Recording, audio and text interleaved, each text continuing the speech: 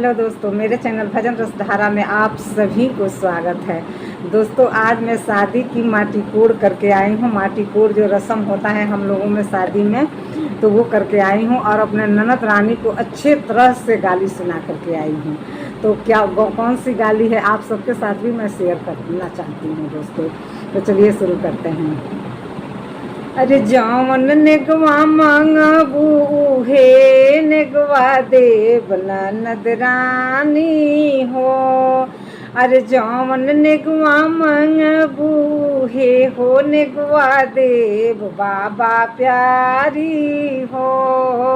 लहंगा चुनी मांगबू बजाज भैया के देव ननद रानी हो। अरे टीका नथिया मांगबू सोनार भैया के देव ननद रानी हो।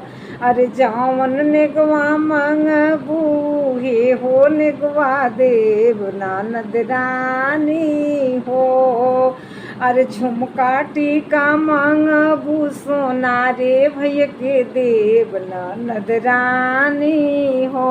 अरे चूड़ी कंगना मांगबू पटहड़वे भैया के देव ननद रानी हो।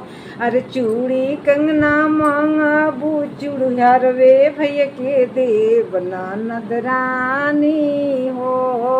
अरे जौवन नेगवा मांगबू हे हो नेगवा देव ननद रानी हो।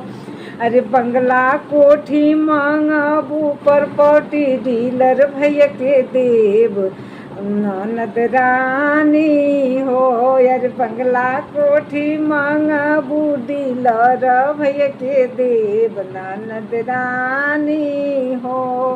जौने निगवा मांगबू हे हो नेगवा देव ननद रानी हो। सबसे मज़ेदार बात, अरे बड़का मर्दा मांगबू त बड़के भैया के देव ननद रानी हो। मझला मर्दा मांगबू त मझले भैया के देव सोना प्यारी हो।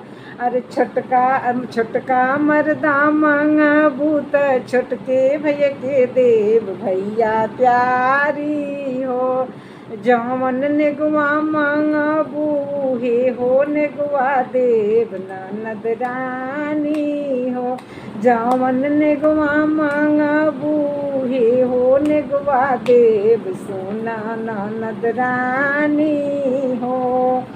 कैसा लगा दोस्तों ननद रानी की गाली?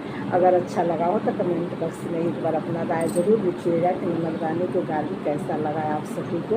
और फिर मिलते हैं कोई अच्छे से अच्छे गीत एवं भजन के साथ। तब तक के लिए नमस्कार। चैनल को सब्सक्राइब नहीं किए हैं तो इस बार ज़रूर कीजिएगा दोस्तों। नमस्कार।